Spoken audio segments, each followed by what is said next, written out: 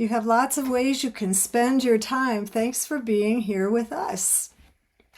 Thank you. We are honored today to have Carol and Steve with our Cosmic Vespers.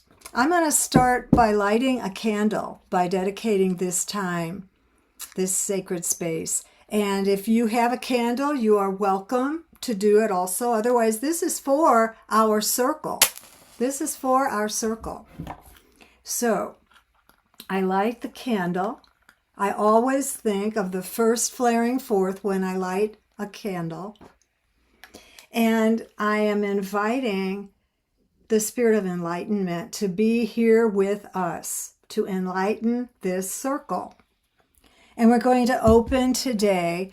Instead of singing a chant, we're going to hum it, because some time ago Penny taught us that humming actually calms the Vedic nerve and helps us to come into more coherence with ourselves.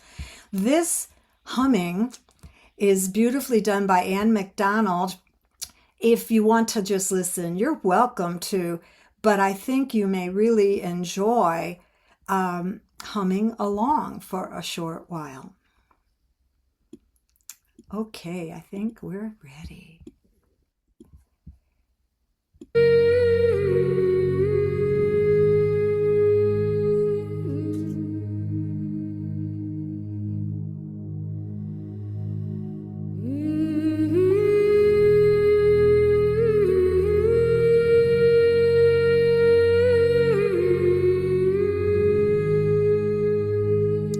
As Anne hums, plant your feet on the ground. Plant your feet on our mother, our matrix. Breathe in and let your consciousness expand to our context, the cosmos. After all, this is Cosmic Vespers.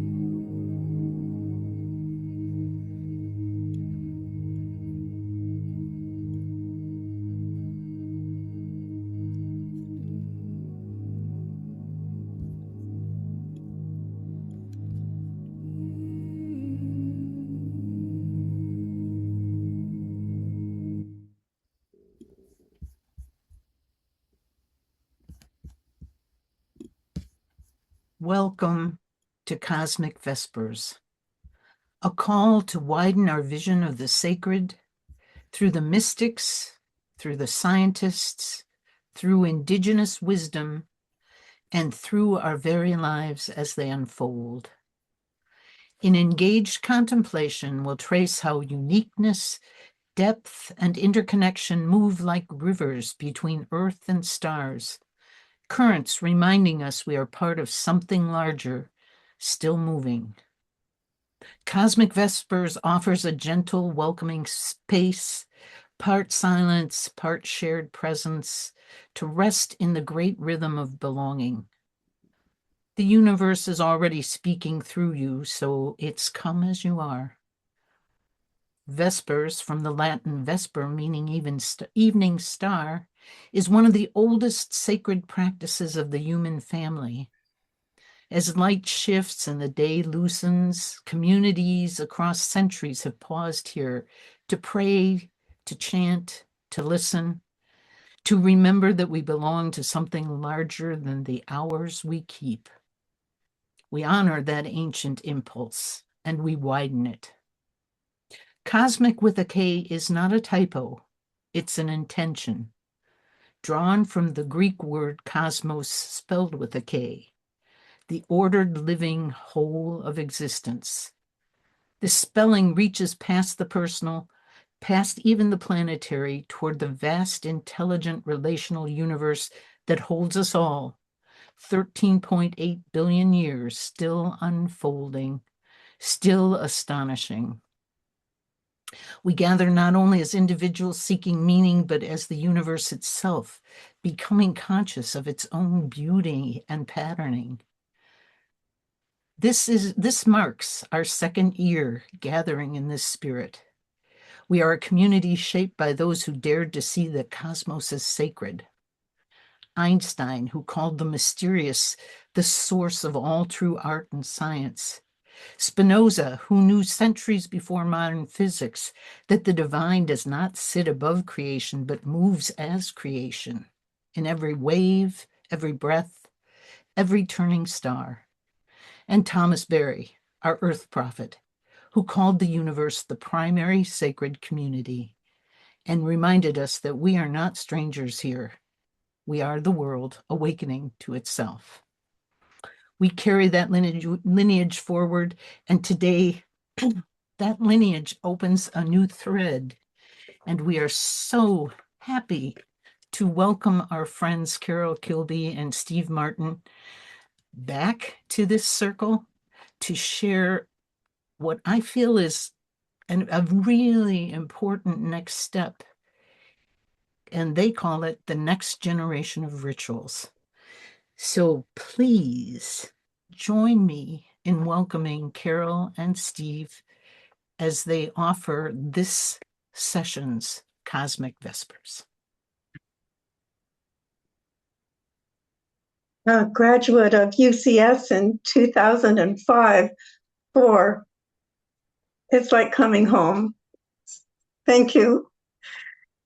Good to see some faces that share that journey and that time.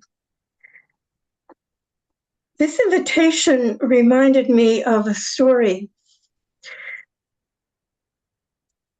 It was walking between the two pines, stepping into the cedar forest, that 50-some giggling, pushing, wiggling 10-year-old girls knew to become quiet. We were on our way to Vespers. It was summer camp. And Vespers was a time for, things more important even than crafts or three-legged races. It was a time for silence. So there we were, sitting on the grassy floor of our outdoor chapel, and there were stories and prayers.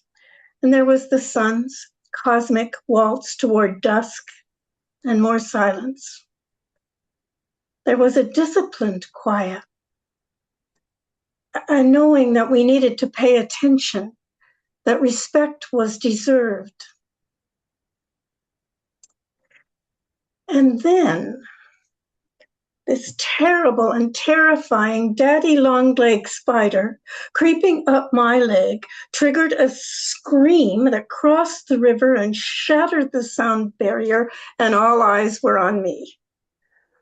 And my humiliation at not being a good camper threw me into a tailspin of homesickness. I just wanted to go home. But here I am, 77 years later, and I know that the real homesickness was my disconnection from the Earth family. It was all about my separation from things that crawl and creep like snakes and spiders.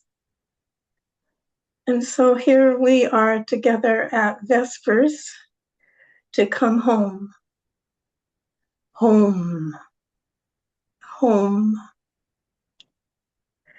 Home to becoming the change that you and I were born into this particular time in human history to become the change we were born to be. Home, here to return to the wholeness of our cosmic planetary home. I'd like to invite you to take that word and make it into a chant, knowing that the middle part of the word home is Om, one of the most ancient sacred sounds of reconnection we have. And the chant will be home, home, home. And it's one of the daily practices in our new book where we set an intention. So for Steve and I, the intention is that these evolutionary rituals and practices will meet you in your search for home and wholeness and serve our species in coming home to that wholeness. But they're important because we're doing this, we're gathering for Vespers in an evolutionary moment of ecological stress to replace the myth of separation, a myth that told us the cosmos was separate from being human, that the earth was separate from being human or spirit. And that dualism has led us to something away and destructive. So here we are, coming home to the body, to the cosmic matrix. And so we can turn in those four directions onto those four paths, gift of to us by creation spirituality and the teachers. And I'll invite you to establish where you're sitting. Where is the south? I'm facing that. Where is the west? Where is the north? And where is the east? And invite you now to turn to face the west, the path of compassion and transformation, chanting Om, Om, Om. And turn now to the north, to the path of letting go, of emptying and being emptied. And acknowledge home, home, home.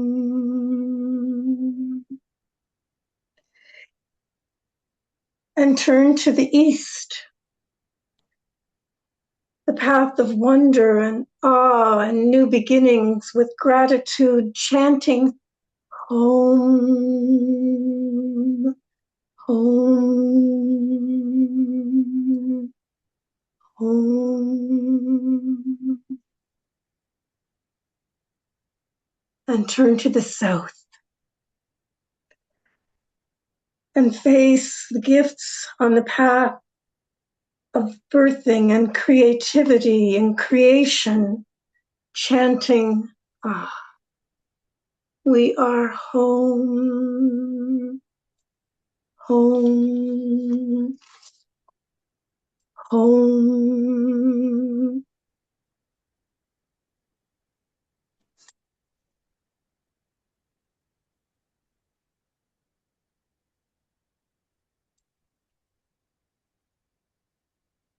Many people are believing this is a time for a new generation of rituals. In fact, one of the new books that's out and on the bestseller list is by Fayer. And it's called A Time to Gather. And he's writing that our generation, the younger generation than me, is looking for a roadmap for restoring togetherness. And he's only talking, however, about the human togetherness that has been divided by technology and COVID and so many other things, and this extreme period of change. And he tells me that fewer than half of the Americans are using rituals of marriage, that only 1 in 3 Americans are using a ritual to be buried. He writes, it took us 10,000 years to establish cultural norms around how we mark collective life transitions. Bruce Failer. And then he said it took us only 50 years to dismantle them. And he asks, how do we reverse it? And so he comes back to ritual and to reimagining collective rituals, inviting fresh ways to gather around life and love and health and family, to forge successful and thriving communities. And the difference here is that Steve and I are writing evolutionary rituals grounded in that new universe story, but we're doing it at this time because there is that environmental crisis. So thank you for having us and for sharing our search and our commitment to be home.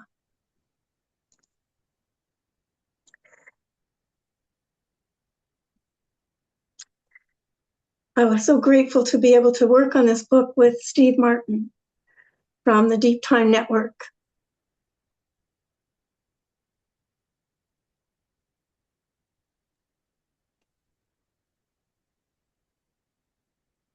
Well, thank you, Carol. It's been a joy for me as well.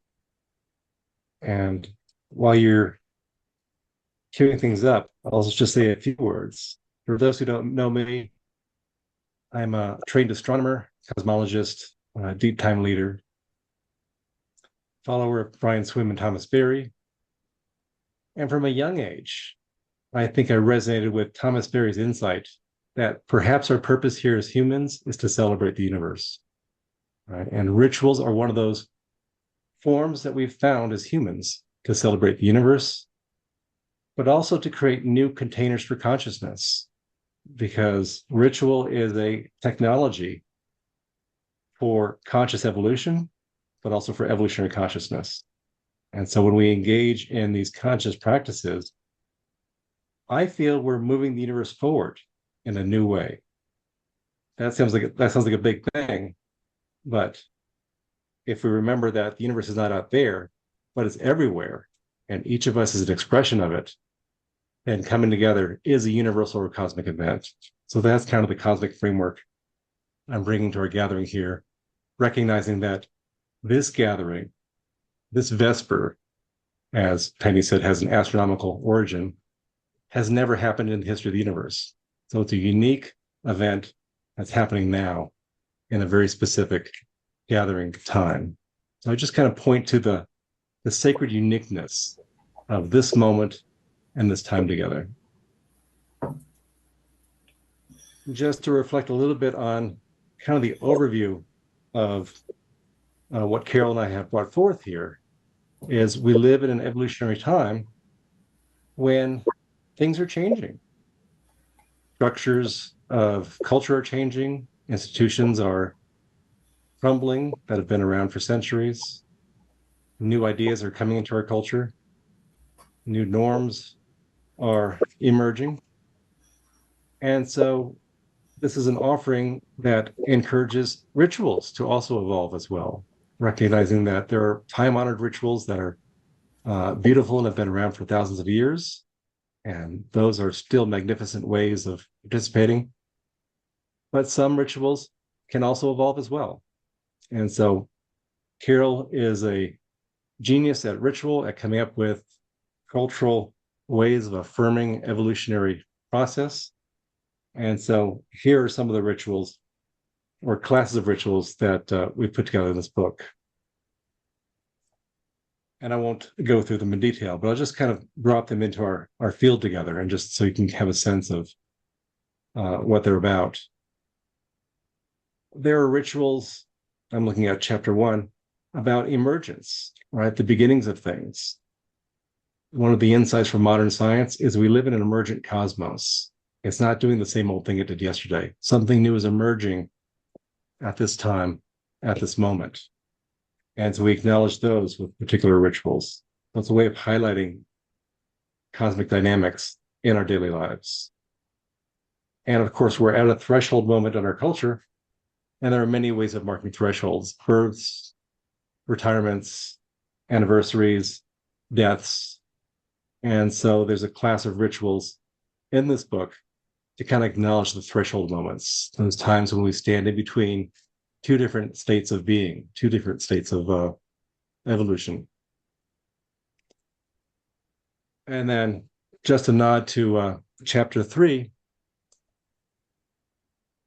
So many people are experiencing anxiety on so many different levels. Eco-anxiety is a new term that's come into our lexicon as a culture. Climate anxiety, political anxiety. So Carol has developed rituals to acknowledge these eco-anxious days, to give a container for them, to give a resource for that anxious energy, which is in itself a kind of energy that can be harnessed and directed. So I love that she's responding to the needs of the moment with these kinds of rituals. And then just to point to the churches are these magnificent institutions that have stood for centuries, but they too are evolving, as many people involved in religious work know.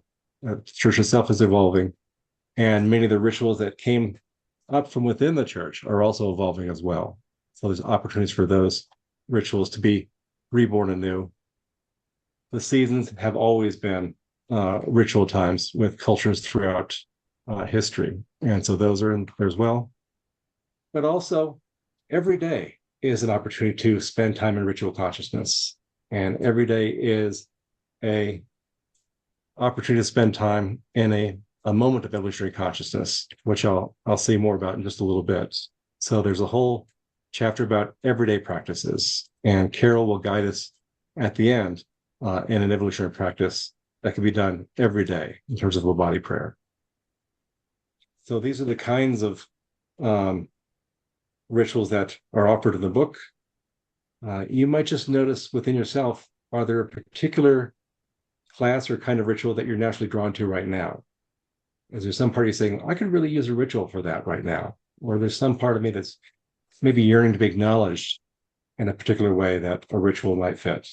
So just kind of paying attention to that in your space now in a reflective way, and maybe just acknowledging, oh, there's a need or yearning here. Maybe there's a ritual that might meet that.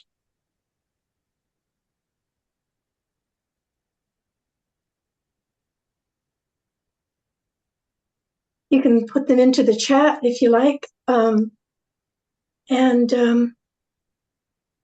make yourself a note. I want to tell you a story about my journey to this book. We had been writing, rewriting, reclaiming ritual for a couple of decades at least, in a church setting, and then at our retreat, Gaia Center setting, and at home. And but I was presenting one day to a book study group, and they said, one woman bravely said, well, so what? So what's the big difference with an evolutionary ritual? And yay, great question. Thank goodness for the questions. It's kind of the growing edge of being human, isn't it? And so these are some of the differences that can make this a new generation going forward. And I'll just let you read them over, and you can read them over with an open hand and close a fist when you come to something that resonates for you. But what's the difference is the new science. It's observed the material world to have this dimension of sensation and unique consciousness. And the new thinking is that without words, a clear-cut mountainside may indeed communicate suffering, as it did in Virginia to Joyce Roos.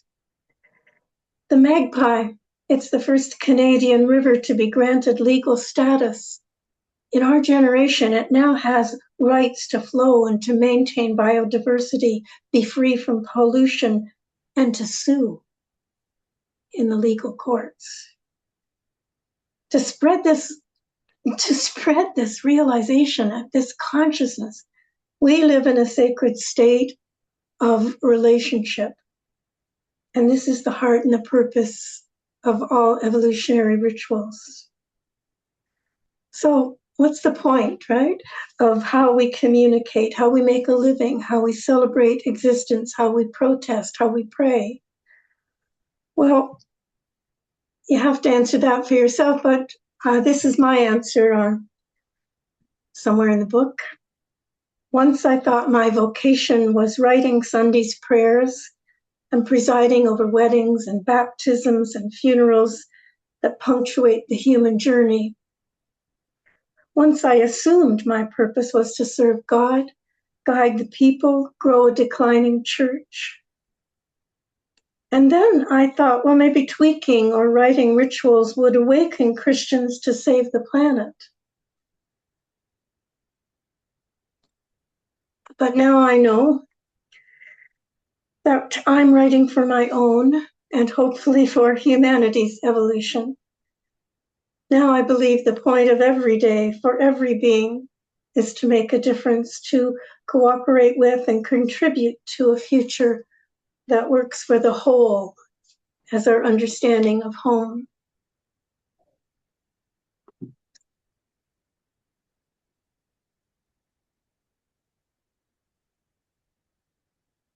We'd love to see in the chat if you found a difference that's important to you at this time in your journey.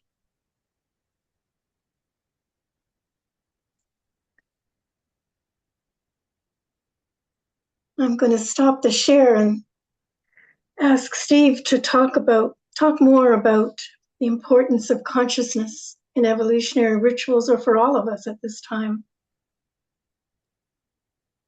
Yeah, thank you, Carol.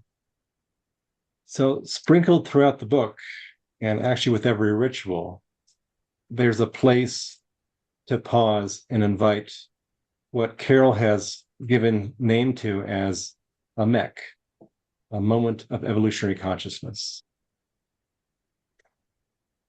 So this is the evolutionary aspect, that the universe is evolving. We see that through our telescopes, but also consciousness is evolving as well, or at least the forms of consciousness that arise within us. So it's an acknowledgement that in every ritual space, we create space for what is wanting to arise anew in our field. And that field might include our inner sense of ourselves. It might include the field of this gathering. It might include the field of my relationship with this tree or this other rock or this being outside. So there's just an acknowledgement that every moment is a potential moment for something new to arise. And so what I'd like to do is kind of guide people through a moment of evolutionary consciousness now, just to get a sense of it. And there's instructions in the book, but I'll just guide us through it, kind of how I do it for myself. So I like to do it in rhythm with the breath. So on an in-breath, we maybe inhale to any sense of conditioning or identity based on the past, or something that feels structured by the past. So inhale into whatever your experience of that is.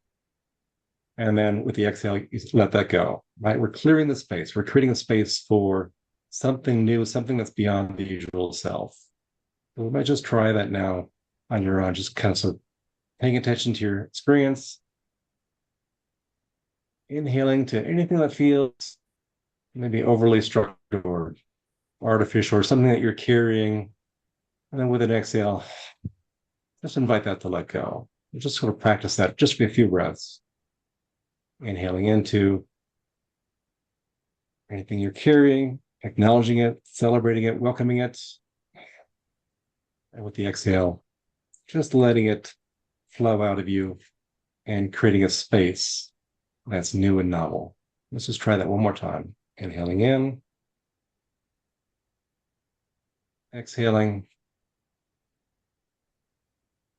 Now notice the space that is present when you've let go of the old structures, right? There's something special about that space. So just notice the space that's there, beyond structures, beyond conditioning, and maybe inhale into that space and whatever's arising in that space. There might be compassion, there might be insight, there might be creativity. But just give an inhale and let your breath ride whatever you might feel is coming up in that new space.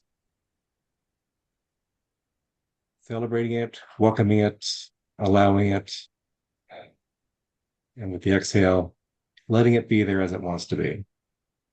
So we've created a space, we're paying attention to what new quality wants to arise, and we're inhaling with that.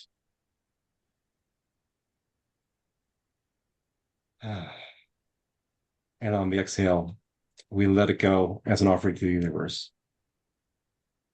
So at the beginning of every MEC, we inhale to anything that's holding us back from our truer, deeper selves, acknowledging it, letting it go, inhaling to whatever new is arising, celebrating that, expressing gratitude to that, and then letting that go back to the universe. So in these moments of evolution of consciousness, we're creating space for evolution to evolve itself through our consciousness, through our fields, through our interactions. So that's a brief one. We'll do some more of these moments of evolution of consciousness in the ritual coming up. But it's one of these everyday practices that you can do throughout the day. Just simply notice what's arising, be with it, celebrate it, and then let it go back to the universe.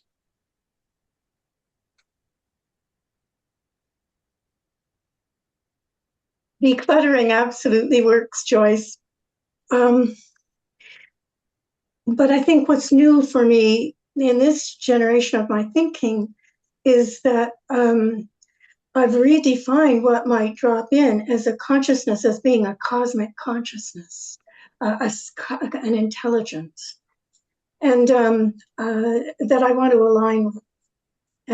It's another way of prayer for me. One of the things that I discovered so much about doing ritual at this time with all of this new consciousness, I somehow needed to write down in an introduction to every ritual. So there's a what is it? And it might be a body prayer, which is familiar to us from UCS. And this one we're going to do is. But it's about realigning with the life work, and in this particular ritual, with the life work of the season that each season presents to us, whether it's the season of the earth or the season of our lives. So there's a when we're going to do it, there's a who you might do it with, and whether you can do this alone or whether you do it with an eco-minded community or with your family, and where, of course, you can do them anywhere and outside of course, as long as for this ritual, there's space to turn around. And we include a glossary, and so that glossary might be something like cosmogenesis or even creation spirituality for some people who are coming to the book in a new way. And We talked earlier about why we do these, the evolutionary moment that calls for something new, calls for deeper, wider, more holistic understanding of home. And we'll hear later from Steve his cosmic commentary that he's written for our particular ritual today called the Dance of Home. The preparations are there, just like the directions in a recipe book, I guess. And some of the preps that we need to do for our time in ritual together today includes reframing who we are. And one of my favorite discoveries while writing this book was a new understanding of ritual beyond dualism. And so that, as Penny said, if we are each a manifestation of universe emerging in, through, and as us, what does that make us? Well, it makes us vessels of the story. It makes us the storytellers just by being, or with whatever is our gift, whether it's writing or activism or art, etc. And so we are the storytellers. Everyone is a storyteller in an evolutionary ritual. And we just pass that around and we follow our allurements to be the storyteller. But we get rid of the hierarchy. And then what are we in the, who is the rest of us in, who are we at the same time is probably better said. We're all dancers in this incredible cosmic dance of evolution that's ever emerging. So we are dancers and made of subatomic, gyrating, gestating, evolving particles.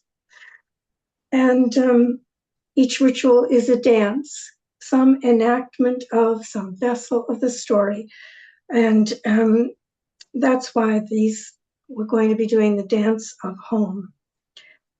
And throughout this particular ritual, we will punctuate it by stopping and giving time for our own relationship with the evolutionary consciousness that wants to move in, through, and as us. We listen for the call to be co-creators of the future.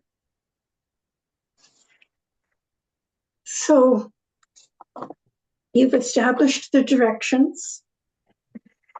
You might make a symbol in each direction. We're good at that in creation spirituality. We know how to build altars. The important thing about that we bring to altar building is that we're using new symbols, or we're using old symbols in new and bigger, deeper ways. You can do this sitting down at a desk on a piece of paper if you're not comfortable to get up and make the movements. Or you can simply turn your head and your chair in the 4 directions.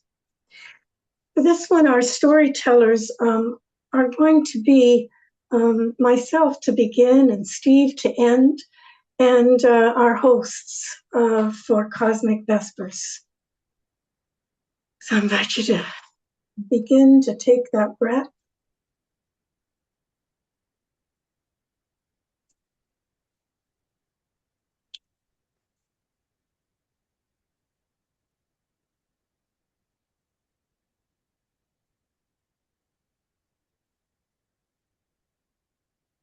To see yourself as part of a planet, as part of a solar system, turning, turning, turning. We step into the unique paths of the Sun-Earth dance. We step onto the paths of creation, the ways of regeneration. Standing, if you're comfortable, we turn seeking the wisdom that protects and preserves the whole. We turn allured to assurance that affirms, day by day, we belong, we are home. We turn now to the south. and we take a step forward into the way of creation and the power of radiance that is budding and blossoming, that is birthing and becoming. And we bow to Earth's season of summer. We rise slowly, opening to sun's infinite potential and Earth's regenerative promise and future's longing. We open wide and we gather in the gifts of fearless and generous energy from the day star's rays into our being. And we step again further and deeper into oneness, into wholeness, into homeness, chanting Om, Om, Om.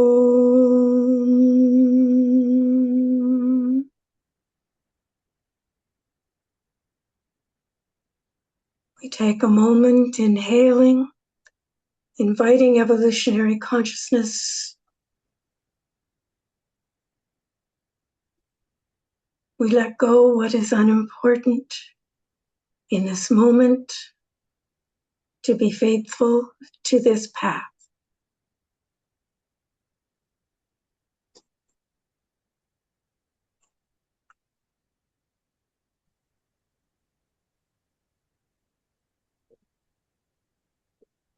And now we turn to the west and we step forward into a cosmic and compassionate curve of gravitational attraction to wholeness. We bow to Earth's harvest season, to autumn. We rise, opening to sun's self-giving, to Earth's transformation and future's longing. We gather in our response abilities to respond to the hungers of the whole. We step further and deeper into oneness, wholeness, homeness, chanting Home, home, home.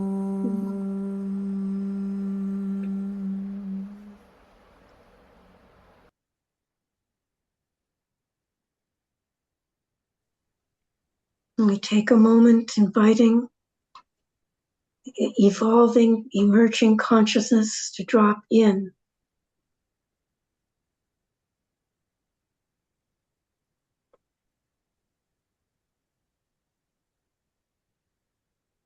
Decluttering all that is in our way of the path of this season.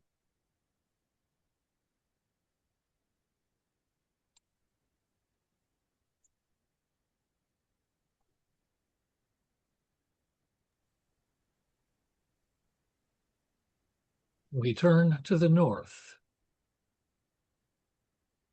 We step into a stream that is emptying and being emptied, relinquishing the life we know. We bow to Earth's season of suspension and cessation, to winter. We rise, opening to cosmic cataclysm, to ecological evolution, to future's longing. We gather in the promise of seamlessness, inseparability, endings and beginnings are one.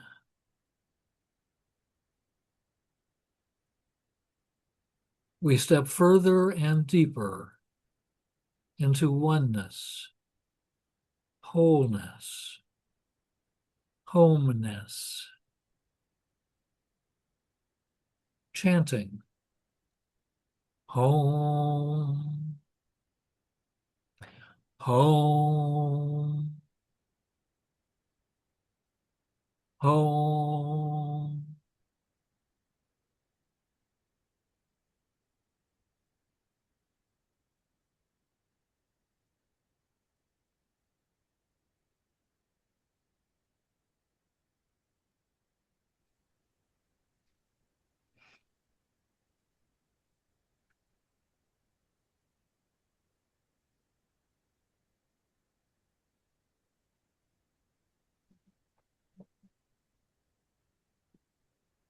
We turn to the east. We step forward onto a path of greening and renewing, warmth, wonder, and awe. We bow to the sun-earth spiral dance of resurgence, to a season of spring.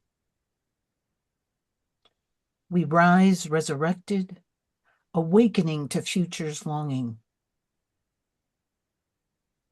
We gather in the gratitude, the cosmic yes, Earth's love for life. We step deeper into oneness, wholeness, homeness, chanting, home, Oh, home, home.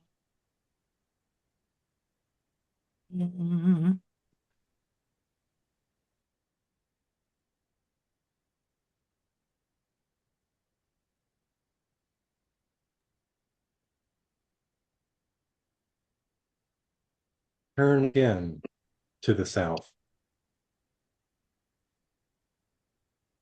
We step into the sacred wisdom and way of being as becoming.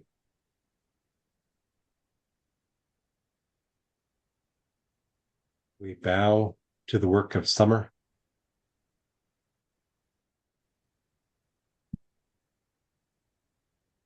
We rise, opening to the allurement of bringing forth, of co-creating more future.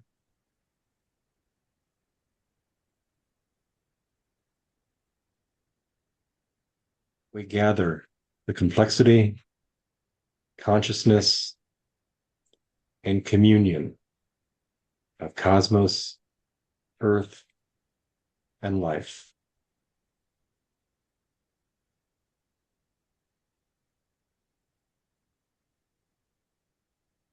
Once again, we step deeper into oneness, wholeness,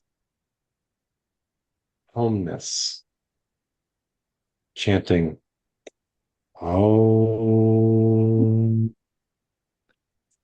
Om, oh, Om.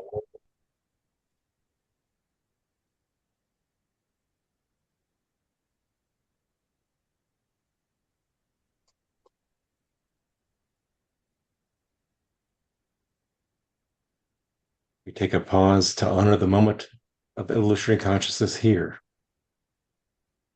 turning to face a door or window to the whole, attending to what's arising.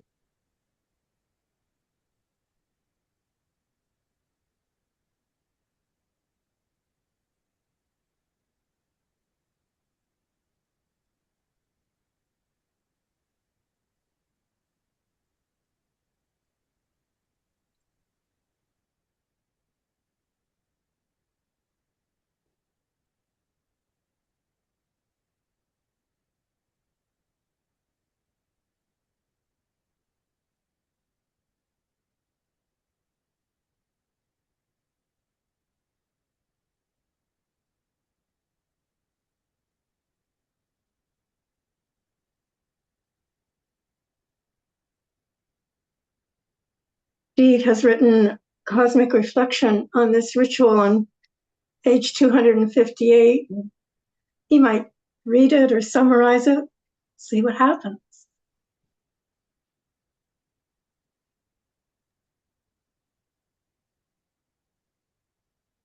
I want to just acknowledge the cosmic generosity of this season, how we're being showered with both our experience of home, but also with abundance and the season of summering, where we're being gifted with the ever renewing, ever abundant generosity of the sun, who gives of itself moment by moment by moment in order to sustain and further the flourishing of life on earth. Paying attention to the radiant sunlight at this time, we recognize that in the fall, we will be digesting the sunlight that the plants are storing up right now. That the sunlight that we receive from the sun is a form of food and nourishment that the plants and beings are drinking up, storing up for the future, for winter, for harvest, for renewal, and for growth through the cycle of the year and cycle of the seasons.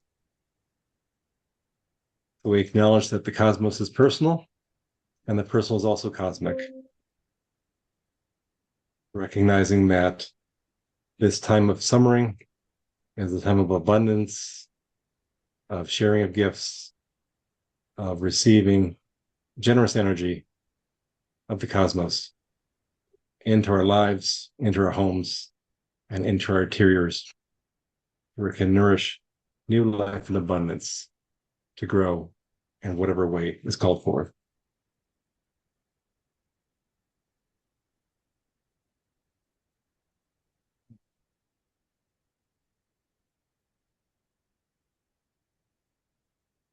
Joyce and William are taking in that abundance in daily walks, identifying themselves as starlight. Judy Shook talks about how important practicing the expansion of home is on the 250th anniversary before your Independence Day.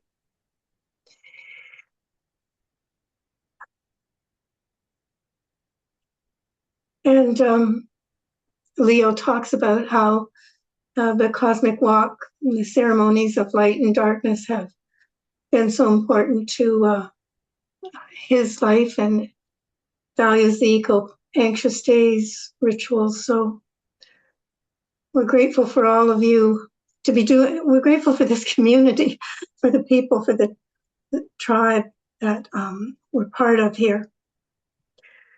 We'd invite Bob to, and all the participants to offer more reflections at this time.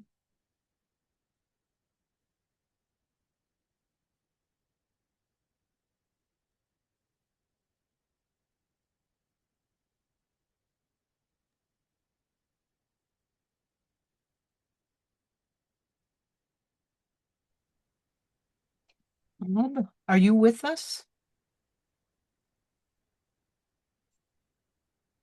All right.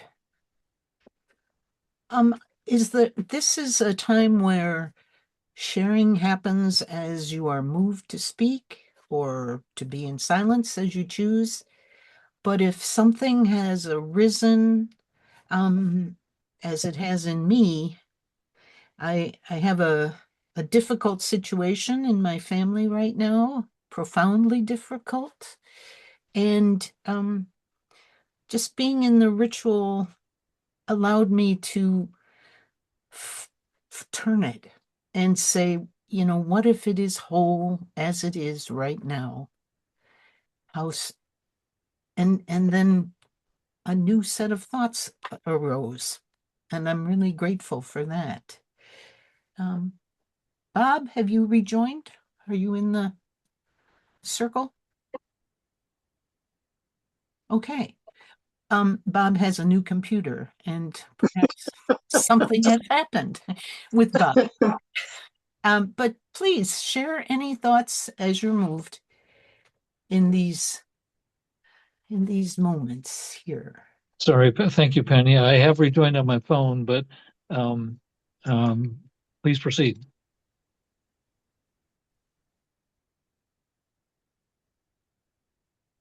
We're inviting reflections, Bob, yours and others at this time. There's some lovely things being written, important things being written in the chat as well. I just wanted to share that I was almost distracted from our ritual because my kitchen windows face a feeder, a mealworm feeder, and the bluebirds, now that it's late afternoon, the bluebirds have been coming. They didn't come in the middle of the day because it's like almost 100 here. Anyway, and they've been stuffing themselves. They're not just eating for themselves, they're feeding a brood somewhere. And I have no idea where the nest is. It's deep in the forest, I guess.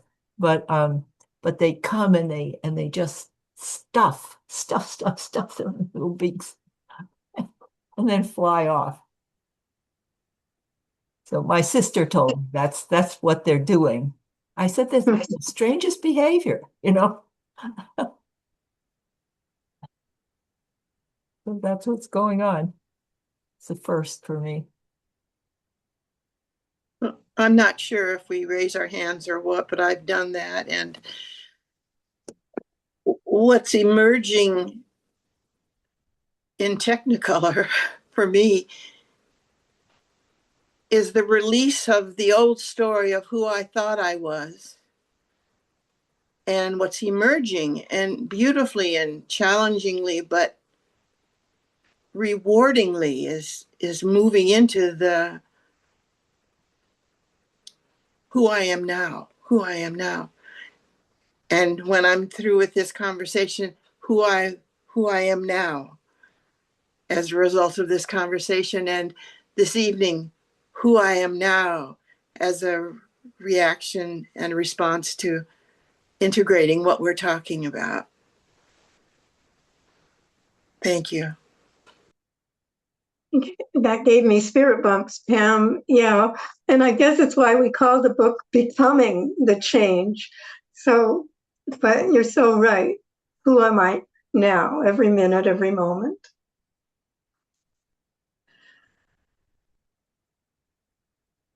And yes, please, if you have a comment or a question, please start by finding the raise hand icon on your Zoom toolbar, and that will let folks, I can only see one at a time on my phone, but Pam, or rather Penny, perhaps you could invite people who might line up to speak. Yes, please do so.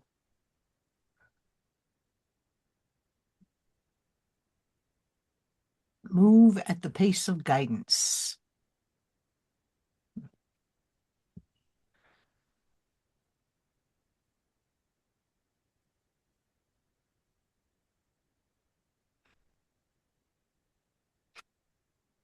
Knowing that silence is whole and full in and of itself, and as well.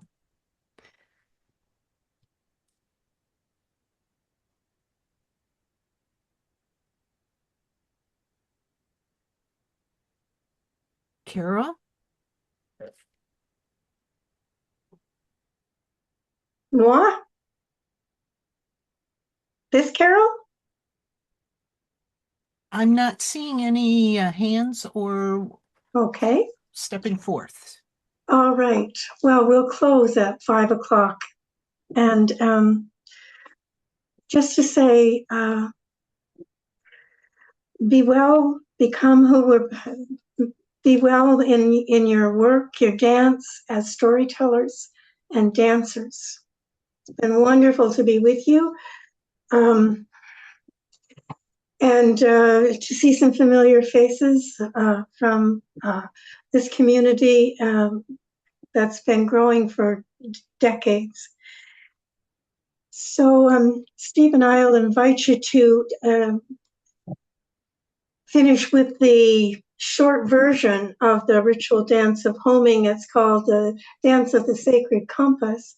And it's basically, as you know, moving into those four directions again. But doing it with the chant, doing it as you walk on your morning walks, as you look at the bluebirds and you fly off with them, as you do it in the garden, as you do it any moment. So the dance of the sacred compass, we invite you to begin with the chant. Om, Om, Om. We turn to the south and we share with who we are, where we are now. Om, Om, Om. We turn to the west, the path of sunsets and vespers, chanting Om, Om, Om. We turn to the path of the north, the path of cataclysm, the path out of which stars and planets were born and humanity came with all of the other beings into life and consciousness, chanting Om, Om, Om.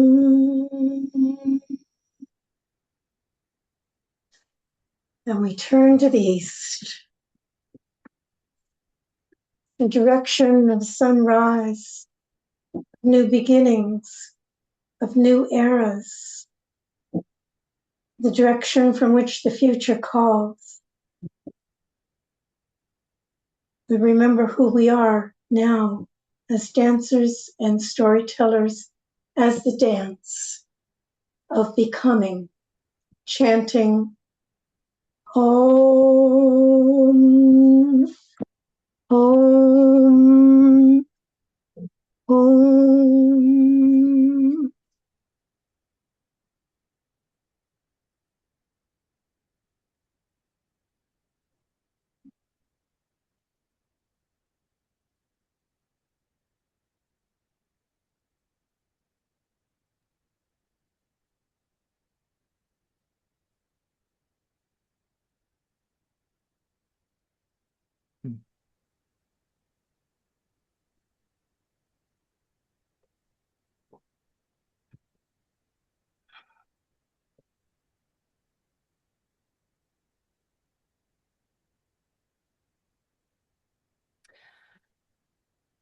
So it looks like there's another great opportunity to be together in community, experiencing the rituals that are in this beautiful new book.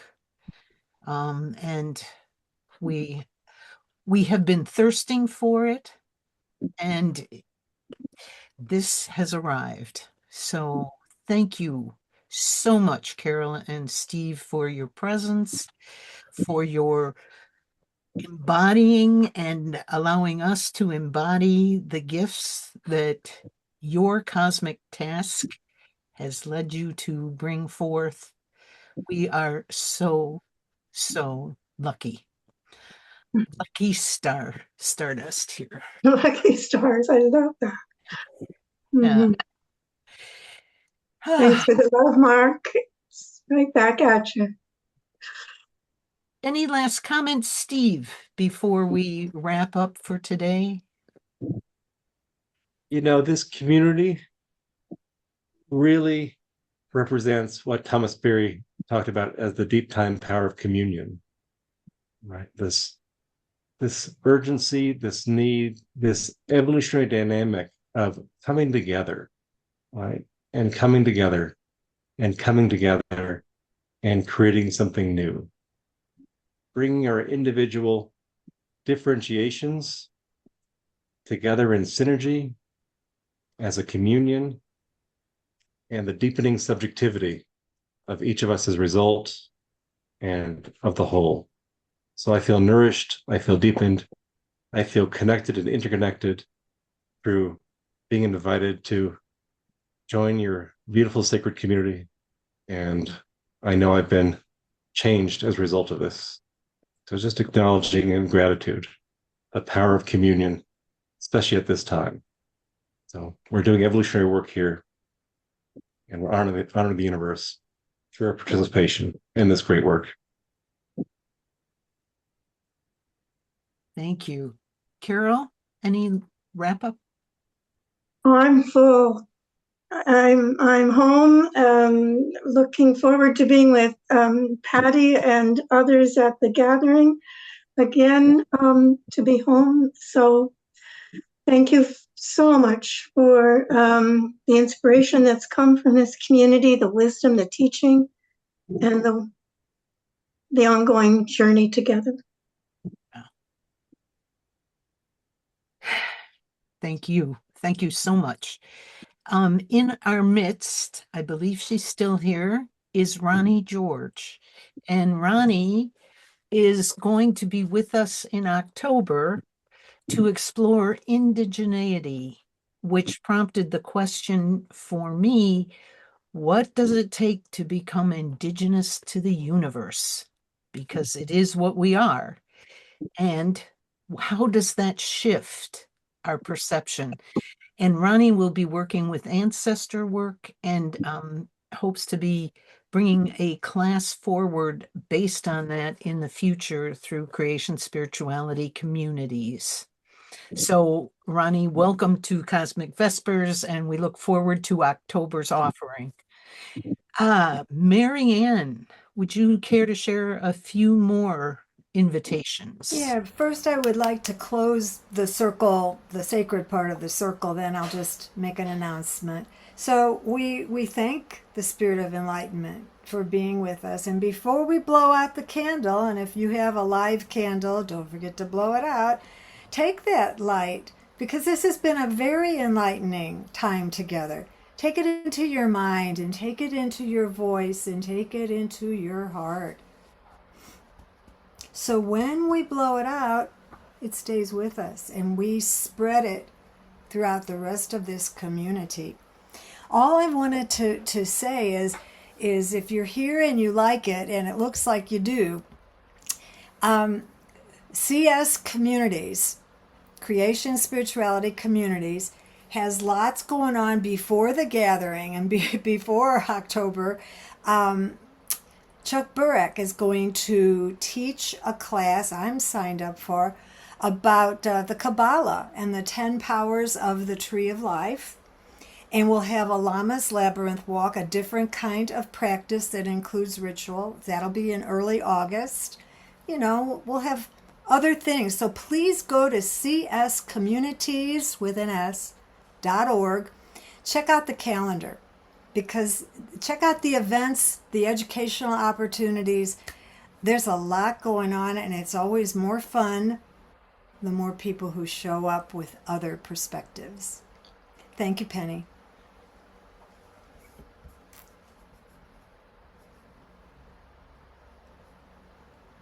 All right. Yeah.